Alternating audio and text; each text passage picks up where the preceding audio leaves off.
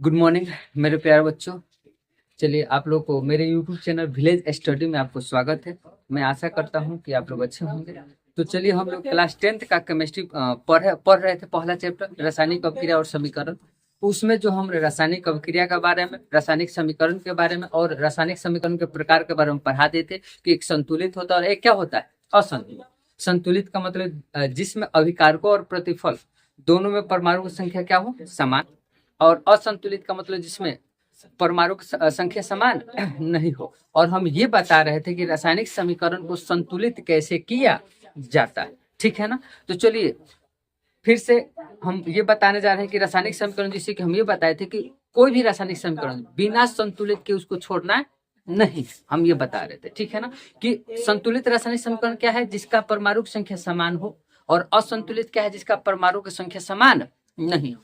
जो जिसका परमाणु की संख्या समान नहीं होगा उसको बिना परमाणु की संख्या समान किए हुए हम छोड़ेंगे नहीं। ये हमने बताया था कि नहीं बताया था। तो चलिए हम वहां से पढ़ते हैं कि रासायनिक समीकरण को संतुलित कैसे किया जाता। फिर से एग्जाम्पल नंबर 1 बता दिए थे ना बाबू, चलिए बता देते। एग्जाम्पल नंबर 2 से चलते हैं। कहाँ से चलते हैं? एग्जाम्पल नंबर 2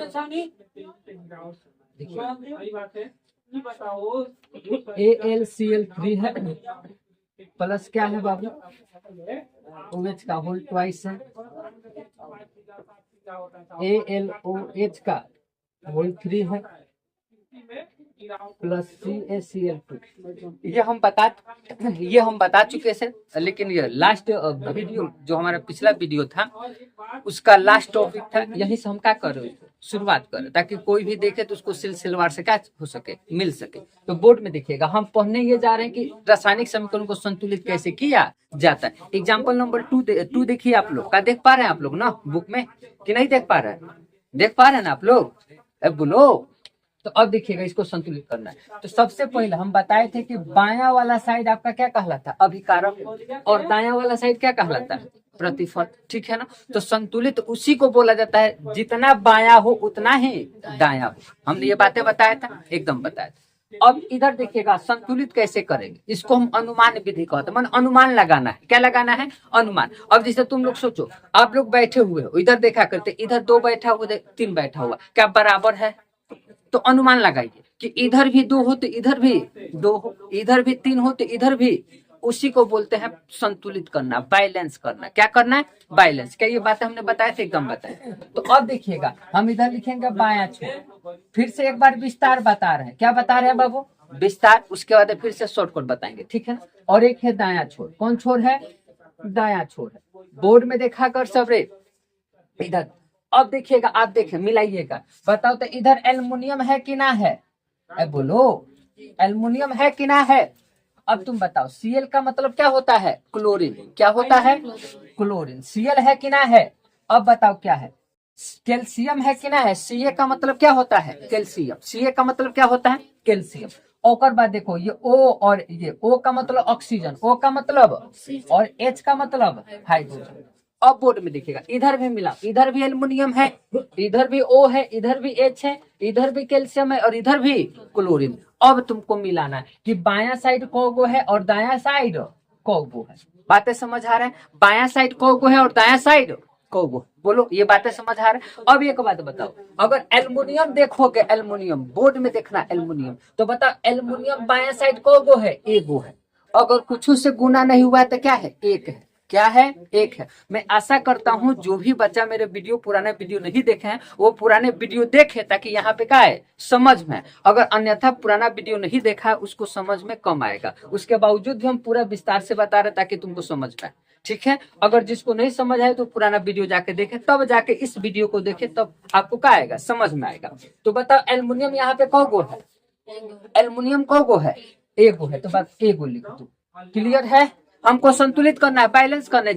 जितना एल्युमिनियम का आदमी इधर होगा उतना ही एल्युमिनियम का आदमी इधर होना चाहिए, ताकि क्या हो सके, बैलेंस हो सके। क्या हो सके, बैलेंस हो सके। तो बताओ एल्युमिनियम इधर कौगो है, इधर बताओ एल्युमिनियम कौगो है, इधर भी एगो है। बोलो क्लियर है, पूरा अभी विस्तार से बता रहा है। अब बताओ क्लोरीन कौगो है, देखो 3 से गुना हुआ है कि नहीं हुआ है।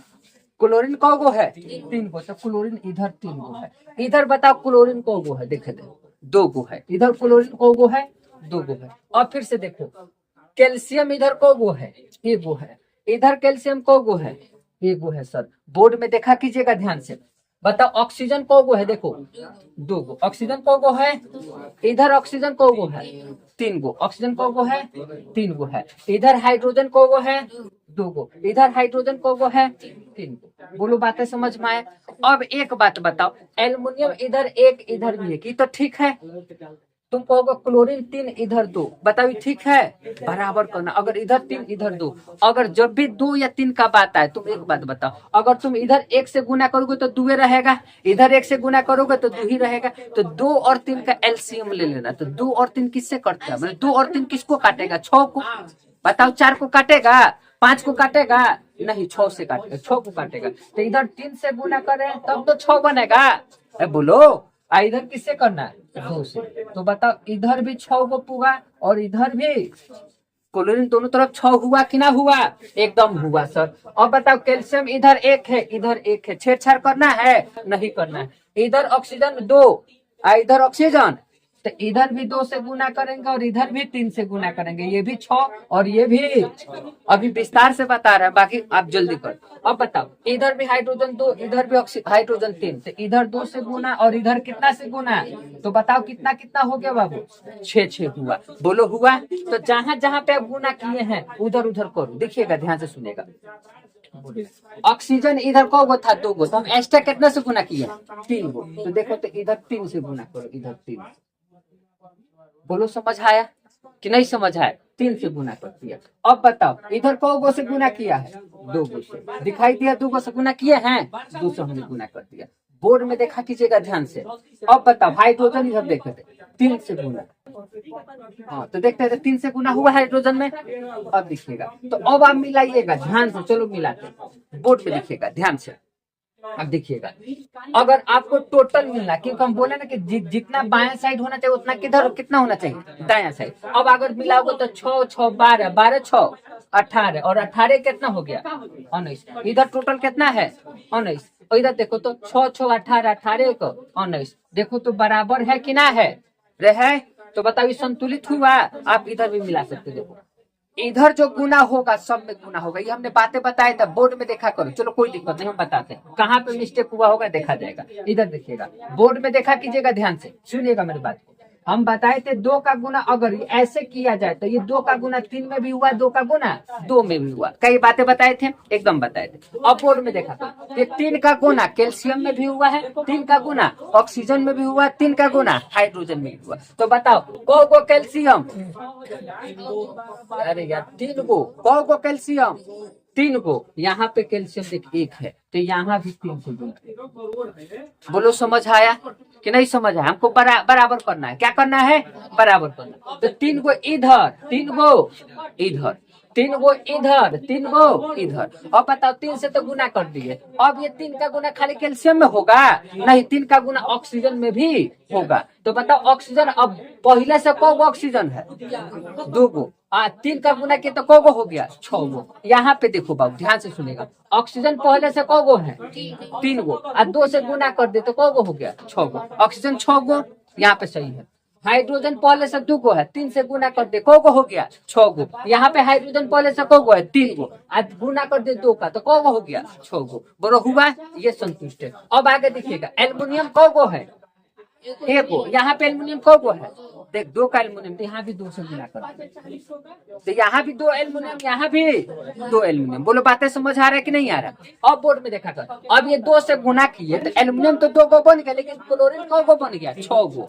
पहले से तीन गो था, दो से गुना हो गया, तो अब को गो बन गया, अब को गो बन गया, अब को गो बन गया, तो छह गो। बताओ एल्युमिनियम तो दो गो हो गया, लेकिन क्लोरीन को गो हो गया, यहाँ भी देख क्लोरीन छह गो। तो बताओ संतुलित है कि ना। इसको ऐसे लिखना छोड़ दो, थोड़ा सा कंफ्यूजन ऐसे हो जाएगा। उसी तरह समझ आया कि नहीं आया, ए बोलो तेजी कि नहीं समझ आया, आया सच में, ए बोलो सच आया ना सब किसी को समझ में बाबू। अब आगे देखिए,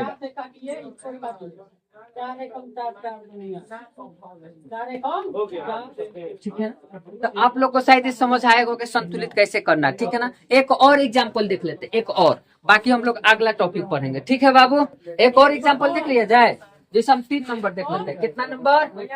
3 नंबर। देखिए समीकरण क्या है, Fe है प्लस H2O है, इधर क्या है Fe3O4, Fe3O4 अब प्लस क्या है, प्लस क्या है बाबू, इसको संतुलित करना है। आप मिलाइएगा, ध्यान से सुनिएगा। अगर तुम देखोगे, बताओ आयरन कौन वो है, Fe3O4, ये Fe का मतलब होता है आयरन, लोहा। लोहा को गो है यहाँ पे 3 गो है, इधर देखो तो को गो है, तो इधर 3 से गुना कर दो क्योंकि हमको 3 पुगाना है। तो आयरन 3 इधर भी हो गया, आयरन 3 इधर भी हो गया। बोलो ऑक्सीजन को गो है, O का मतलब O4, तो ऑक्सीजन को गो है। अब बताओ यहाँ पे ऑक्सीजन को गो है, भाई 2 का गुना हाइड्रोजन में हुआ है, समझ में आ रहा है। तो ऑक्सीजन को गो यहाँ पे, अब हमको को गो पुगाना, तो 4 से गुना करोगे। तो अब बताओ ऑक्सीजन तो 4 को पुग गया, ये 4 का गुना ऑक्सीजन में भी तो होगा, तो ऑक्सीजन 4 को पुग गया, लेकिन हाइड्रोजन को हो गया 8 गो, पहले से 2 था अब 4, तो 4 दूना 8, यहाँ भी 8 गो पुगाना पड़ेगा। समझ आया। तो अब तू मिलाओ बाबू, अच्छा से मिलाओ, ध्यान से सुनिएगा फिर से, देख कितना आराम से संतुलित।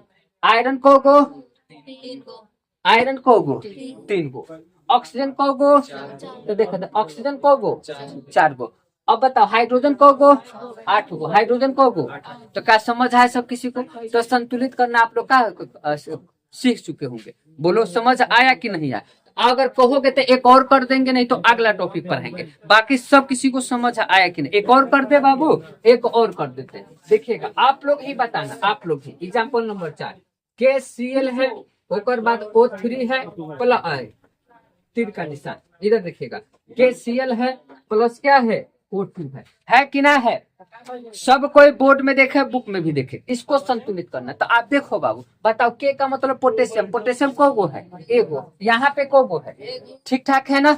Cl को गो है एगो, इधर Cl को गो है, ये भी सही है भाई। लेकिन ऑक्सीजन यहाँ पे ऑक्सीजन ऐसा जब भी आता है तो 6 का पुगाना है, तो 2 है तो 3 से गुना, ऑक्सीजन को गो पुग गया 6 गो, और यहाँ पे 3 है तो को गो से गुना 2 से, और 2 से गुना की तो पोटेशियम को गो, तो इधर भी 2 से गुना कर दो, करेंगे ना। तो इधर भी पोटेशियम 2, इधर भी पोटेशियम, बोलो होगा। इधर देखो 2 का गुना क्लोरीन में भी तो होगा, तो क्लोरीन में को गो 2 गो, ऑक्सीजन को गो, तो 3 को पहले से था। देखो संतुलित हुआ कि नहीं हुआ? तो क्या आप लोग को समझ आया सब किसी को? अगला टॉपिक पढ़ाए किसी को रहने दे, बोलो अगला पढ़ाए। समझ आया सब किसी को? संतुलित करना समझ आ गया। संतुलित समीकरण उसी कहते हैं जो बायां साइड और दायां साइड दोनों तरफ परमाणु की संख्या क्या होना चाहिए? बराबर होना चाहिए। दायां साइड और बायां साइड कहने का मतलब, बायां साइड को बोलते हैं अभिकारक और दायां साइड को बोलते हैं प्रतिफल। तो अभिकारकों और प्रतिफल में परमाणु की संख्या क्या होना चाहिए? समान। अगर समान नहीं है तो वो असंतुलित है। तो असंतुलित छोड़ना नहीं है, उस असंतुलित को क्या कर देना? बोलो समझ आए? तो संतुलित कैसे करेंगे समझ आए? जो भी बच्चा अब्सेंट है, चाहे जो भी, पहला वीडियो देखे तब जाके इस वीडियो को देखे, ताकि उसको क्या आएगा? समझ में आएगा। अगर वो पहला वीडियो नहीं देखा है, डायरेक्ट इस वीडियो को देखेगा तो उसको समझ में नहीं आएगा। समझ आया? तो हम ये पढ़ चुके हैं, कि रासायनिक अभिक्रिया क्या है, रासायनिक समीकरण क्या है, और रासायनिक समीकरण 2 प्रकार का होता है, एक संतुलित और एक असंतुलित। जो समीकरण असंतुलित होगा उसको संतुलित कैसे करेंगे? अब क्वेश्चन देखिएगा, ध्यान से सुनिएगा मेरे बात। एक क्वेश्चन पूछता है, हम ये बताए बाबू, देखिएगा, जिसमें परमाणुओं की संख्या समान हो दोनों तरफ, उसको क्या बोलते हैं? संतुलित। आज दोनों तरफ परमाणु की संख्या समान ना, उसको क्या बोलते हैं? असंतुलित। तो हम बोले कि असंतुलित को छोड़ना नहीं है। अगर कोई समीकरण दे दे जिसमें परमाणु की संख्या समान ना है, तो उसको सबसे पहले क्या कीजिए? संतुलित करें। कई हम बातें बताएं, सबसे पहले क्या करें? संतुलित। उसको असंतुलित क्यों नहीं छोड़ना? तो ये क्वेश्चन पूछता है कि बाबू संतुलित करना आवश्यक ही क्यों है? हम ये बोले जैसे एक लाइन में कोई लड़की बड़ी हो जाती है तो उसको शादी करना ही क्यों आवश्यक है? बोला जाता है कि बड़ी लड़की हो गई तो उसको शादी करो, बड़ा लड़का हो गया तो उसको शादी करो। तो क्वेश्चन पूछ दे क्यों? बोला गया कि 12 लड़का होने पर शादी करना चाहिए, तो क्यों करना चाहिए? अरे भाई नहीं करेंगे तो कहीं इज्जत क्या कर देगा, मेरा गंवा देगा, पिताजी का इज्जत नहीं बुझेगा, किसी को लेकर भाग जाएगा, पिताजी का इज्जत क्या हो जाएगा, चला जाएगा। तो इसलिए शादी करना क्या है, जरूरी है। नहीं समझ है मेरी बातें? तो उसी तरह तुम सोचो, जो असंतुलित है उसको संतुलित करना क्यों आवश्यक है। ये बहुत ही विवेक क्वेश्चन 2 नंबर में पूछता है कि असंतुलित को संतुलित करना क्यों आवश्यक है, असंतुलित को संतुलित करना क्यों आवश्यक है, ये क्वेश्चन पूछता है। तो असंतुलित को संतुलित करना इसलिए आवश्यक है द्रव्यमान संरक्षण को पालन करने के लिए। कौन संरक्षण को? द्रव्यमान संरक्षण। द्रव्यमान संरक्षण का मतलब ये होता है, तुम सोचो कि जवान लड़का का शादी करना क्यों आवश्यक है, क्योंकि पहले जैसा इज्जत था वैसा ही इज्जत अभी भी बना रहे। कहीं ना कहीं उसके पिताजी का समाज में कुछ इज्जत होगा। अब वो लड़का लेकर भाग जाएगा, पहले जैसे इज्जत रहेगा, इज्जत का हो जाएगा, घट जाएगा। बोलो इज्जत क्या हो जाएगा, घट जाएगा। झूठ बात है कि सही बात है? तो हम लड़का या लड़की का शादी इसलिए करते हैं कि जिस तरह इज्जत उसका पिताजी का पहले समाज में बना है, उसी तरह का इज्जत अभी भी उसके पिताजी का इज्जत बना रहे, इसलिए किया जाता है। तो संतुलित करने का मतलब ये होता है जितना द्रव्यमान पहले था उतना ही द्रव्यमान अभी भी रहे, संरक्षित रहे। तो द्रव्यमान संरक्षण के नियम का पालन करने के लिए हम रासायनिक अभिक्रिया को क्या करते हैं, संतुलित करते हैं। अगर संतुलित नहीं कीजिएगा तो द्रव्यमान संरक्षण नहीं होगा। द्रव्यमान संरक्षण का इसका द्रव्यमान निकालोगे, जितना इसका द्रव्यमान होगा उतना ही इसका द्रव्यमान होगा। समझ में आ रहा है? जितना द्रव्यमान इसका निकालोगे उतना ही द्रव्यमान क्या इसका होगा। इसलिए द्रव्यमान संरक्षण को पालन करने के लिए हम रासायनिक अभिक्रिया को क्या करते हैं, सॉरी रासायनिक समीकरण को क्या करते हैं, संतुलित करते हैं। क्या ये बातें समझ आए? तो ये सब हम बातें पढ़ा दी। अब देखिएगा क्वेश्चन आता है। चलिए, जो भी बच्चे हमारे ऑनलाइन क्लास को देख पा रहे हैं और देखते हैं, उनसे हम अनुरोध करते हैं कि कृपया करके जब भी हम ऑनलाइन क्लास वीडियो बनाएं तो आप लोग भारतीय भवन बुक ले। जैसे क्लास 9th पढ़ाएंगे तो भारतीय भवन लीजिए, क्लास 10th पढ़ाएंगे भारतीय भवन लीजिए। यानी बिना बुक लिए अगर आप बैठिएगा तो आपको समझ में नहीं आएगा। तो देखिएगा हम भारतीय भवन पढ़ाते हैं, ठीक है? तो ध्यान से सुनिएगा। हम रासायनिक समीकरण तो पढ़ा दिए। अब अगला क्वेश्चन है, सब कोई बुक में देखा करे, जो भी बालक है आप पीछे चले जाइए ताकि उसमें दिखाई दे। देखिएगा, तो पहला देखिएगा, इसे हम पढ़ा दिए। उसके बाद टॉपिक है रासायनिक समीकरण से प्राप्त होने वाली सूचनाएं। क्या बाबू है, बताओ तेजी, क्या है?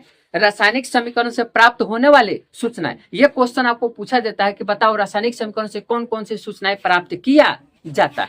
ये क्वेश्चन पूछता है कि रासायनिक समीकरण से कौन कौन सी सूचनाएं प्राप्त किया जाता है। तो देखिएगा, आप बुक में सबको ध्यान से देखिएगा कौन कौन सी सूचनाएं प्राप्त किया जाता है। देखिए आंसर क्या लिखा, किसी रासायनिक समीकरण से हमें निम्नलिखित सूचनाएं प्राप्त होती है। एगो दूगो नहीं, निम्नलिखित सूचनाएं प्राप्त होती है। क्या क्या सूचनाएं प्राप्त होती है, केकरा से?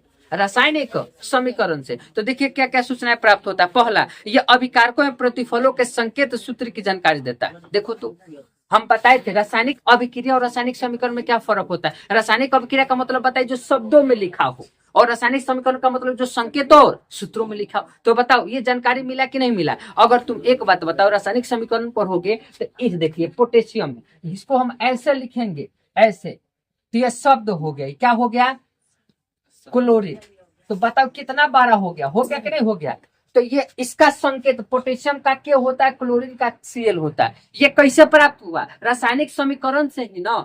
तो एगो सूचना प्राप्त हो गया कि बाबू हम किसी भी तत्व को उसके संकेत और सूत्र के बारे में भी जान सकते हैं। जानकारी मिलता है कि पोटेशियम का K होता है, सोडियम का Na होता है, ऑक्सीजन का O होता है, नाइट्रोजन का N होता है। अगर रासायनिक समीकरण नहीं होता तो जानकारी ये मिल पाता नहीं कि इसका ये संकेत होता है। तो बाबू रासायनिक समीकरण से क्या सूचनाएं मिलता है? उसके संकेतों और सूत्रों की सूचनाएं प्राप्त होता है। क्या प्राप्त होता है? संकेतों और सूत्रों का, संकेतों और सूत्रों का। जैसे पोटेशियम का संकेत K हो गया, क्लोरीन का संकेत Cl हो गया। बातें समझ आ रहा है कि नहीं समझ में आ रहा? अगला पॉइंट देखिए क्या लिखा है। यह बताता है कि अपक्रिया में कौन कौन से पदार्थ भाग ले रहे हैं और अपक्रिया का फलस्वरूप कौन कौन से पदार्थ का निर्माण हो रहा है। यानी ये भी सूचनाएं देता है कि बाबू अपक्रिया में कौन कौन से पदार्थ भाग लिए और कौन कौन से बने। जैसे यहाँ पे कहो तो आयरन और जल भाग लिया, बना कौन? Iron oxide.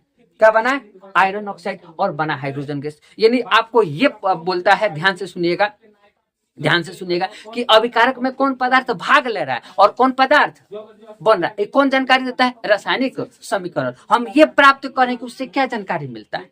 मेरी बातें समझ आ रहा है? उससे क्या जानकारी मिलता है। यानी रासायनिक समीकरण से पहले जानकारी संकेतों और सूत्रों का, संकेतों और सूत्रों का। दूसरा जानकारी क्या मिलता है, बोलो, कौन पदार्थ भाग लेता है और कौन पदार्थ। पहला जानकारी क्या मिला, संकेतों और सूत्रों का। दूसरा जानकारी क्या मिलता है, कौन पदार्थ भाग लेता है और कौन पदार्थ बनता है। कौन पदार्थ भाग लेता है और कौन पदार्थ बनता है। पहला जानकारी क्या, संकेतों और सूत्रों का। दूसरा क्या, कौन पदार्थ भाग लेता है और कौन पदार्थ बनता है। देखते ये कौन पदार्थ भाग ले रहा है, कौन पदार्थ बन रहा है, ये जानकारी मिल रहा है। दूसरा देखिएगा, ध्यान से सुनेगा, यह अभिकारकों में भाग लेने वाले अभिकारकों के परमाणु अणुओं की आपेक्षिक संख्या की जानकारी देता है कि इसकी, ये जो अभिकारक, इसकी को संख्या लिया गया, परमाणु संख्या, और इसका को परमाणु संख्या, यानी इसके परमाणु की संख्या की भी जानकारी देता है कि इसका को भाग लिया गया और इसका को भाग लिया गया। इधर बोर्ड में देखा कीजिएगा, अभिकारकों के कितना परमाणु की संख्या मैंने भाग लिया है और प्रतिफलों की कितना परमाणु की संख्या भाग लिया है, ये भी जानकारी हमको क्या करता है, ये देता है। ये क्या करता है, देता है। अगला देखिएगा, ध्यान से सुनेगा, हमको अगर ऐसा क्वेश्चन पूछेगा तो लास्ट को आपको लिखना होता है 5 को लिखना होता है 5 को। तो एक को और देख लीजिएगा, ध्यान से सुनेगा, छठा नंबर देखिएगा, छठा नंबर, यह अभिकारकों और प्रतिफलों के यह अभिकारकों और प्रतिफलों के द्रव्यमानों का अनुपात भी बताता। हम बताए थे ना, इसका जितना द्रव्यमान होगा उतना ही द्रव्यमान इसका होगा। मेरी बात है, द्रव्यमान संरक्षण यानी द्रव्यमानों की भी संख्या का जानकारी देता है कौन, रासायनिक समीकरण। क्या ये बातें समझ आया कि नहीं आया। यह गैसीय अभिकारकों और प्रतिफलों के अपेक्षिक आयतन का भी जानकारी देता है कि अभिकारक और प्रतिफल का आयतन क्या है, इसका भी जानकारी देता है। इसका द्रव्यमान क्या है, इसका भी जानकारी देता है। यानी हमने 4-5 को बातें सीखा कि किसका किसका जानकारी देता है। फिर से पढ़ते हैं, देखिएगा, संकेतों और सूत्रों की जानकारी। दूसरा का, कौन पदार्थ भाग ले रहा है, कौन पदार्थ बन रहा है, 2 नंबर। और तीसरा का, इसका कितना परमाणु भाग ले रहा है और इसका कितना परमाणु भाग ले रहा है, इसका भी जानकारी देता है। तीसरा, चौथा या पांचवा, चौथा देख लेते हैं, इसके आयतन के भी बारे में जानकारी देता है कि इसका आयतन क्या होगा और इसका आयतन क्या होगा। इसके द्रव्यमान के भी बारे में इसका जानकारी देता है कि इसका द्रव्यमान क्या होगा और इसका द्रव्यमान क्या होगा। और ये भी हम बताएं कि द्रव्यमान संरक्षण के नियम को पालन करने के लिए उसको संतुलित किया जाता है। क्या ये बातें समझ आया कि रासायनिक समीकरण से क्या क्या जानकारी प्राप्त होती है, बोलो, क्लियर है। अब अगला देखिएगा, रासायनिक समीकरण के उपयोग से लाभ, यानी इसका क्या लाभ है, इसका क्या लाभ है। अब लड़का का जवान होने का क्या लाभ है, तो कहेगा सर लड़का का जवान होने का लाभ ये है कि अब पिताजी का जो मेहनत है वो कम हो जाएगा, अब लड़का कमा के खिलाएगा। सहारा मिला कि नहीं मिला। अगर वही लड़का छोटा है तो पिताजी का क्या सहारा मिलेगा, कुछ सहारा मिलेगा नहीं मिलेगा। लेकिन लड़का जवान हो गया तो उसको सहारा मिलेगा पिताजी को, ताकि वो पिताजी भी कमाएंगे और लड़का भी कमाएगा। वो जवान हो गया तो बताओ जवान होने का फायदा है कि ना फायदा है। तो उससे क्या फायदा है, रासायनिक समीकरण से क्या फायदा है। रासायनिक अभिक्रिया से नहीं, किससे, रासायनिक अभिक्रिया जो शब्द के रूप में लिखा जाए, हमने बताया था। और रासायनिक समीकरण का मतलब जो संकेतों और सूत्रों से लिखा जाए उसको क्या कहते हैं, रासायनिक समीकरण। तो रासायनिक समीकरण से क्या क्या लाभ है, चलो हम इसको पढ़ते हैं। मेरी बातें समझ में आ रहा है। तो पहला लाभ देखिएगा, बुक में आपको देखिएगा, ध्यान से लिखा, किसी भी रासायनिक अभिक्रिया का रासायनिक समीकरण के रूप में निरूपण आसान होता है, इससे समय की बचत होती है तथा ये लिखने के लिए कागज पर कम स्थान की आवश्यकता होता है। देखो इससे फायदा क्या है, तुम सोचो, लड़का का जवान होने का क्या फायदा है। तो कहिएगा सर पिताजी 500 कमा रहे तो अब लड़का भी 500 कमा। अब घर में कितना रुपया आ रहा है, 1000, पहले कितना आ रहा था 500। तो रासायनिक समीकरण से क्या फायदा, तुम सोचो, इससे फायदा ये समय बचता है। अब तुम बताओ, उसी चीजवा को हम रासायनिक अभिक्रिया को, चीजवा वह लिख रहा है जिससे इसको हम लिख रहे कि आयरन किस अभिक्रिया किया बाबू, जल से क्या बनाया, आयरन ऑक्साइड। क्या बनाया बाबू, क्या बनाया, आयरन ऑक्साइड। और क्या बनाया, हाइड्रोजन। बताओ तो कितना लंबा हो जाएगा और हाथ भी दुखा जाएगा ढेर शब्द लिखने में। यानी इससे ये फायदा होता है रासायनिक समीकरण से, संकेत, क्योंकि रासायनिक समीकरण का मतलब संकेत और सूत्र, और रासायनिक अभिक्रिया का मतलब पूरा शब्द। तो फायदा क्या, तुम सोचो, हम अशोक कुमार लिखेंगे, हाइड्रोजन गैस H लिख दे, इससे समय की बचत होगी और साथ ही साथ जगह भी कम होगा, कॉपी में हटेगा। मेरी बातें समझ, समय की बचत, फायदा समझ में आ रहा है कि नहीं आ रहा है। रासायनिक समीकरण से क्या फायदा, तुम सोचो। तो रासायनिक समीकरण से क्या फायदा, तो कहिएगा सर रासायनिक समीकरण लिखने से फायदा ये होगा कि उससे समय की क्या होगी, बचत। हम हाइड्रोजन गैस उतना बार का लिखेंगे, खाली H लिख देंगे, बचत, समय की बचत। आयरन ऑक्साइड उतना बार का लिखेंगे, खाली Fe3O4 लिख देंगे, बचत। बताओ ये यहाँ पे जल H2O लिख देंगे, आयरन खाली Fe लिख देंगे। तो फायदा ये होगा, आपको सुंदर भी दिखेगा, समय भी बचेगा और थोड़े समय में हम क्या कर देंगे, उसको लिख देंगे। तो फायदा समझ आया कि नहीं आया। और किसका फायदा, रासायनिक समीकरण का, रासायनिक अपक्रिया का नहीं। रासायनिक अपक्रिया तो खुद शब्द में। अब तू बता, इतना पोटेशियम बारका लिखने से फायदा क्या है? के लिख दे। इतना क्लोरीन लिखने से फायदा क्या है? Cl लिख दे। तो बताओ आपको रासायनिक अपक्रिया में फायदा है कि रासायनिक समीकरण में? समीकरण। तो यही तो बोला कि रासायनिक समीकरण से क्या फायदे हैं। तो पहला फायदा यह है कि इसको संकेत और सूत्र से समय बचता है। समझ में आ रहा है कि नहीं? समझ में आ रहा है। समय बचने यानी कम में जगह भी छीन लेता, कॉपी में उतना लंबा। अब तुम बताओ, पूरा नाम लिखेंगे तो जाहिर सी बात है 10 को, अगर 10 लड़का का नाम लिखने के लिए बोले, चाहे 20 लड़का का नाम लिखने के लिए बोले, तुम सोचो तो 20 लड़का का पूरा नाम अगर लिखिएगा तो उसको पूरा पेज भर सकता है। लेकिन अगर खाली संकेत में लिखिएगा तो 100 को लेकर लिखिएगा, लेकिन भरेगा। संकेत समझते हो? अशोक कुमार लिखिएगा, विनय कुमार लिखिएगा तो एगो लाइन खत्म। लेकिन ए के, बी के, सी के, डी के लिखिएगा तो बताओ एक लाइन में को नाम लिख दोगे? लिखोगे कि नहीं लिखोगे? और समय भी क्या होगा? बचत होगा। समझ में आ रहा है? बोलो, पहला फायदा समझ आया? सब किसी को समझ आया कि नहीं समझ आया? तो पहला फायदा देखो क्या लिखा, फिर से दोहराते हैं। किसी भी रासायनिक अपक्रिया का समीकरण के रूप में निरूपण आसान होता है। देखो, लिखना आसान होता है कि नहीं? अब तुम बताइए, पूरा पोटेशियम लिखना आसान है कि के लिखना आसान है? के लिखना। तो लिखना आसान होता है। दूसरा का क्या बोला? इससे समय की, बुक में देख, इससे समय की बचत होती है तथा लिखने के लिए कागज पर कम स्थान की भी क्या होता है? आवश्यकता होता है। कम जगह में अट जाएगा कि नहीं अट जाएगा? बोलो, ये बातें समझ आया? पहला कि लाभ क्या है, सब किसी को समझ आया। दूसरा बात देखिएगा, रासायनिक समीकरण की सहायता से प्रतिफल की निश्चित मात्रा के निर्माण के लिए आवश्यक अभिकारकों के द्रव्यमानों की गणना ठीक ठीक की जा सकती है। अब एक बात बताओ, ठीक ठीक की जा सकती है का मतलब क्या होगा? तुम्हें एक बात बताओ, ध्यान से सुनिएगा। यहाँ पे पूरा पोटेशियम लिखोगे, पूरा क्लोरीन लिखोगे, वही संकेत में लिखोगे, तभी तो था पता चले कि इसका कौन अणु है।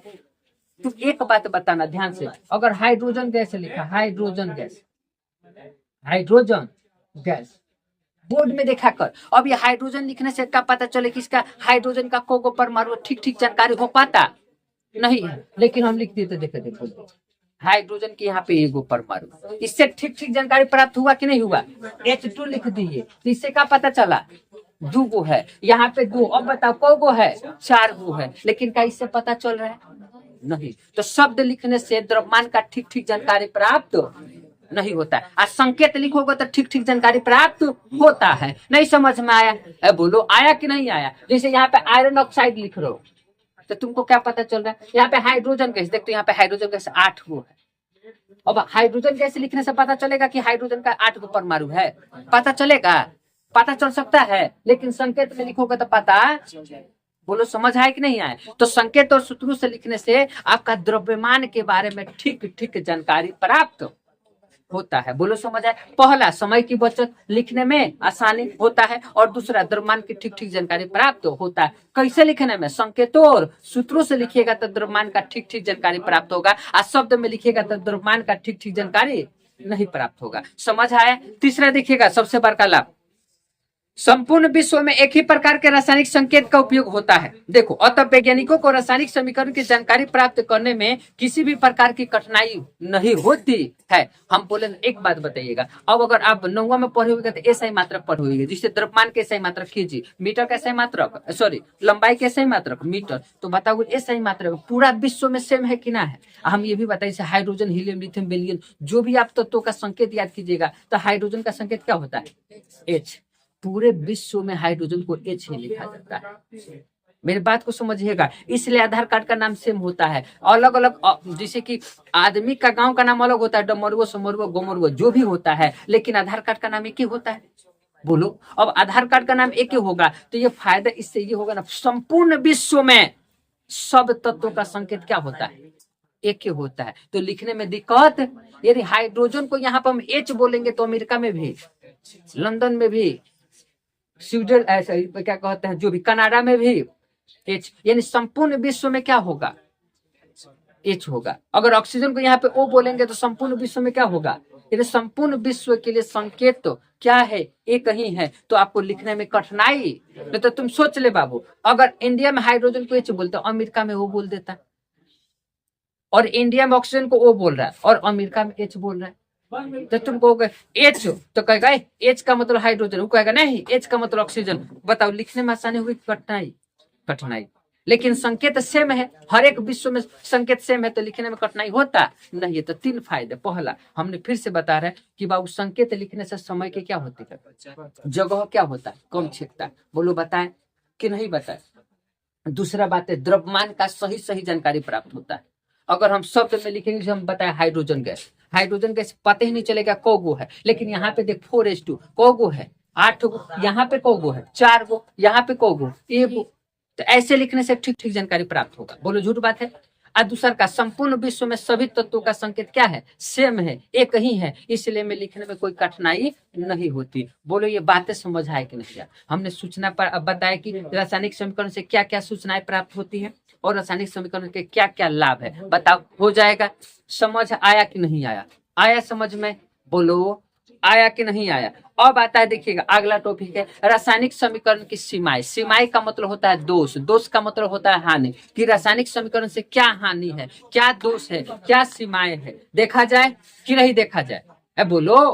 अब देखिएगा द पहला नंबर पॉइंट, रासायनिक समीकरण से अभिकारकों और प्रतिफलों की भौतिक अवस्था, ठोस, द्रव और गैस की जानकारी नहीं हो पाता। यानी रासायनिक समीकरण से ये नहीं पता चलता है ना बाबू, ध्यान से सुनिएगा, इस कौन अवस्था में है, कौन अवस्था में, जिससे पदार्थ की कौन अवस्था, 3, ठोस, द्रव और गैस, ये सब पदार्थ है ना, है। तो हमको रासायनिक समीकरण लिखने से ही पता नहीं चलता है कि कौन ठोस में है, कौन द्रव में, ये पता।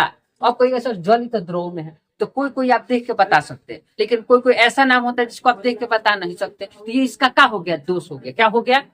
दोष हो गया। जैसे अब लड़का का अंदर देखने से क्या हानि हो सकता है, तो हम उसका चेहरा देख के नहीं बता सकते वो दोगला है कि अच्छा है, बता सकते हैं? नहीं बता सकते। मेरी बातें समझ आए? तो इसके हम इस रासायनिक समीकरण को देख के ये नहीं बता सकते हैं कि ये ठोस में होगा, कि ये द्रव में होगा, कि गैस में। यदि रासायनिक समीकरण जो होता है पदार्थ की अवस्था बता पाता नहीं है, तो इसकी क्या हो गया, ये हानि हो गया। क्या हो गया? दूसरा का पॉइंट देखिएगा, अभिक्रिया के फलस्वरूप उत्सर्जित या अवशोषित ऊष्मा की जानकारी रासायनिक समीकरण से नहीं हो पाता। अर्थात समीकरण यह जानकारी नहीं देता है कि अभिक्रिया ऊष्मा छेपी है या ऊष्मा शोषी है, ऊष्मा छेपी है या ऊष्मा शोषी है। ये क्वेश्चन आपको पूछता भी है, ये क्वेश्चन आपको पूछता भी है। ध्यान से सुनिएगा, अभिक्रिया भी 2 प्रकार का होता है। देखिएगा, एक होता है ऊष्मा छेपी। क्या होता है बाबू? ये क्वेश्चन पूछता है कि ऊष्मा छेपी अभिक्रिया किसे कहते हैं, ऊष्मा छेपी अभिक्रिया किसे कहते हैं? बोर्ड में देखा कीजिएगा, ये क्वेश्चन आपको पूछेगा कि ऊष्मा छेपी अभिक्रिया किसे कहेंगे। एक क्वेश्चन पूछता है ऊष्मा शोषी। क्या पूछता है बाबू? ऊष्मा शोषी अभिक्रिया। बोलो समझ आए? एक होता है ऊष्मा छेपी अभिक्रिया, एक होता है ऊष्मा शोषी। इसकी भी जानकारी रासायनिक समीकरण से प्राप्त नहीं होता है। तो हम ये पहले जाने कि ऊष्मा छेपी अभिक्रिया होता क्या है। बोर्ड में देखा कीजिएगा, सबसे पहले ये जानकारी प्राप्त करेंगे ऊष्मा छेपी अभिक्रिया क्या होता है और ऊष्मा शोषी। तुम सोच, ऊष्मा छेपी, ऊष्मा छेपी, ध्यान से सुनिएगा, ऊष्मा छेपी और ऊष्मा शोषी। ऊष्मा छेपी, ऊष्मा शोषी, तो वह अभिक्रिया जिसके दौरान ऊष्मा का हम अवशोषण करें, ऊष्मा शोषी है। नहीं समझ आया? यानी हमको ऊष्मा की आवश्यकता हो, ऊष्मा शोषी, ऊष्मा शोषी यानी उसको हम ऊष्मा को सोख रहे हैं। और सोखने का मतलब क्या होता है? ऊष्मा को हम ले रहे हैं। बोलो। और ऊष्मा छेपी को मतलब ऊष्मा का निर्माण, यानी हम ऊष्मा को निकाल रहे हैं।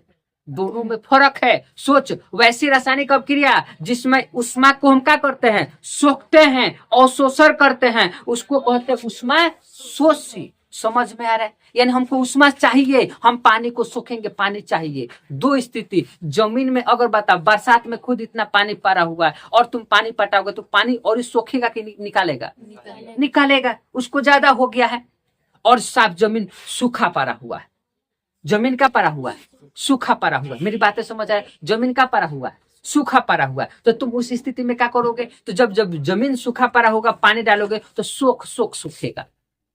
तो 2 स्थिति, या तो सोखेगा या तो निकालेगा। तो जिस अभिक्रिया में ऊष्मा निकालेगा, और निकालने का मतलब उसमें ऊष्मा ज्यादा हो गया है। पानी निकालने का मतलब पानी हमारे पास ज्यादा हो गया है, तो अभी तो हम पानी को क्या कर रहे हैं, निकाल रहे हैं। तो जिस अभिक्रिया में ऊष्मा निकलेगा यानी फेंक देगा, उसको हम बोलेंगे ऊष्मा छेपी।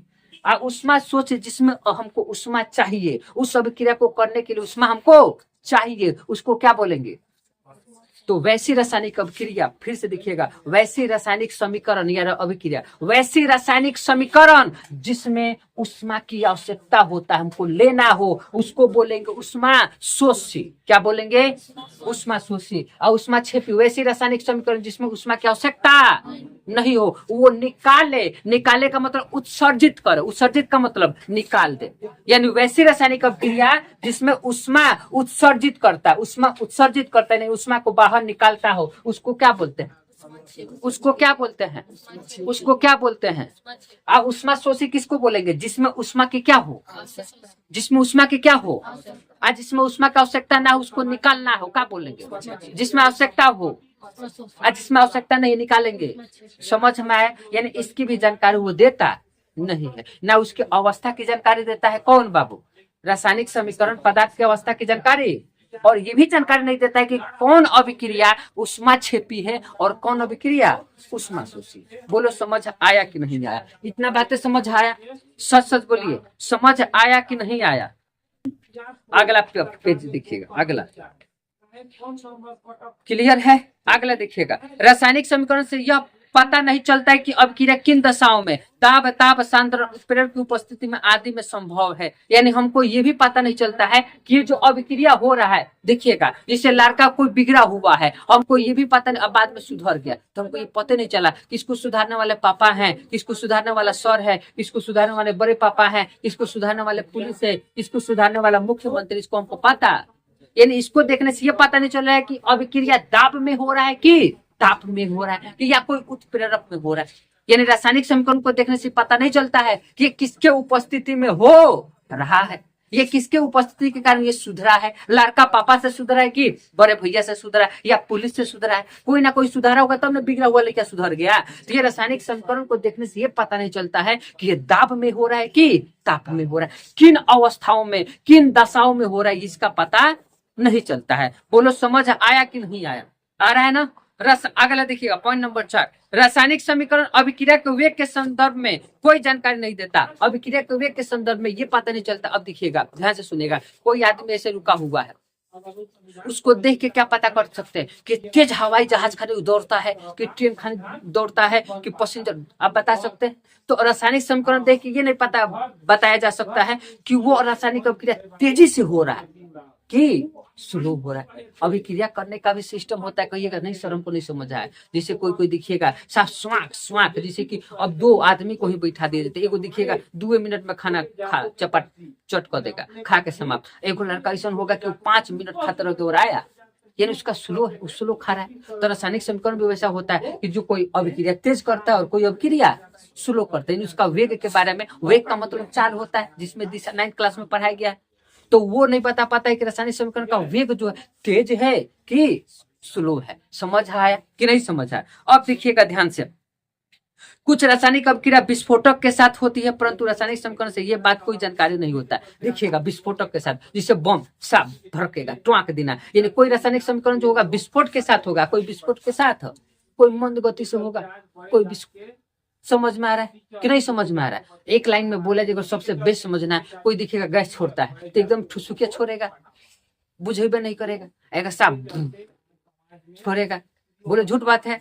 तो वही रासायनिक अभिक्रिया इस प्रकार का, कोई विस्फोट को देगा, कोई विस्फोट आराम से अभिक्रिया हो जाएगा। इसकी भी जानकारी हमको देता नहीं है। आगे देखिएगा, समीकरण यह भी जानकारी नहीं देता है कि अभिक्रिया में अभिकारकों की वस्तु कितनी मात्राएं खर्च होती है और कितनी मात्राएं प्रतिफल में कितनी मात्राएं का निर्माण होता है। यानी ये भी जानकारी नहीं देता कि कितनी मात्राएं का थी बनाने के लिए कितनी मात्राओं की आवश्यकता हो रही है और कितना मात्रा ये क्या हो रहा है, बन रहा है, इसकी भी जानकारी नहीं देता है। कौन बाबू? रासायनिक समीकरण। तो हमने आज कौन कौन से पढ़ा? तो हमने पढ़ा रासायनिक समीकरण, संतुलित, ये तो बता चुके थे कि संतुलित कैसे होता है। अब संतुलित क्यों किया जाता है? द्रव्यमान संरक्षण को पालन करने के लिए, द्रव्यमान संरक्षण के नियम को क्या करने के लिए, पालन करने के लिए क्या किया जाता है? संरक्षित संतुलित किया जाता है। अब हमने ये बताया कि रासायनिक समीकरण से क्या क्या सूचनाएं प्राप्त होता है, इसका क्या लाभ है और इसका क्या हानि, हमने क्या किया बताया। बोलो सब किसी को मालूम चला कि एक बार रिविजन कर दे। हमने रासायनिक समीकरण से क्या सूचनाएं प्राप्त होता है, हमने ये बताया कि क्या सूचना प्राप्त होता है, संकेतों और सूत्रों की सूचनाएं प्राप्त होता है। बोलो बताया था। दूसरी कि कौन पदार्थ अभिक्रिया ले रहा है और कौन पदार्थ बन रहा है, इसकी बोलो बताए थे कि नहीं बताए थे? तो और क्या, ये सब हमने क्या किया, बताया कि कौन पदार्थ भाग लेता है और कौन पदार्थ बनता है। ये भी बताया कि इसमें ये भी जानकारी प्राप्त होती है, इसके द्रव्यमान के बारे में, इसके आयतन के बारे में जानकारी प्राप्त होती है। क्या ये सब बातें बताया। इसका लाभ क्या है, तो इसको रासायनिक समीकरण का लाभ ये है कि इसको संकेत से लिखने में समय की बचत होती है, जगह कम छेकता है। बोलो बताए थे कि नहीं बताए थे। दूसरा का ये बताया था कि पूरा संपूर्ण में, और इससे रासायनिक समीकरण से यह लाभ होता है कि संकेत से लिखने पर पता चल जाता है कि इसका कोई द्रव्यमान कितना बन रहा है, यानी द्रव्यमान के बारे में पता चल जाता है। इसको लिखने से इसे पता चलेगा, शब्द में लिखने से पता चलेगा। अरे बोलो बताए ना अभी। और तीसरा ये लाभ बताया कि संपूर्ण विश्व में सभी तत्वों का संकेत क्या है, एक गुरे है, और लिखने में कठिनाई नहीं होता है। अगर अलग अलग होता तब ना लिखने में कठिनाई होता है।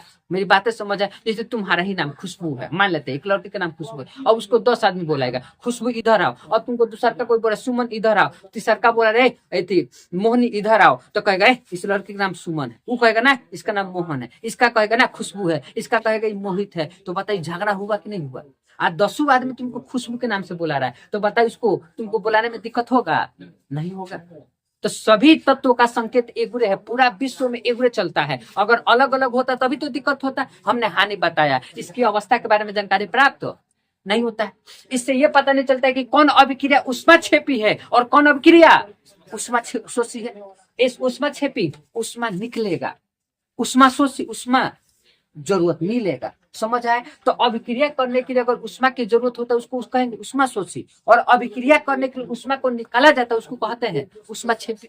बोलो बताए। हमने ये भी बताया कि इसका ये हानि है, ये नहीं बताया जाता है कि किस दाब में हो रहा है, दाब में हो रहा है कि आयतन माने ताप में हो रहा है, ये भी बताया जा सकता नहीं। हमने ये भी बताया कि इसका वेग तेजी से हो रहा है कि लव लव है, कोई कोई विस्फोट के साथ होता है, कोई विस्फोट के साथ नहीं होता है। ये सब हानि है इसका, ये बातें समझ आए। अब अगला टॉपिक देखिएगा, एक और बताते हैं। बताए कि रहने दे बाबू, आज का क्लास बोलो तेजी, रहने दे बाबू।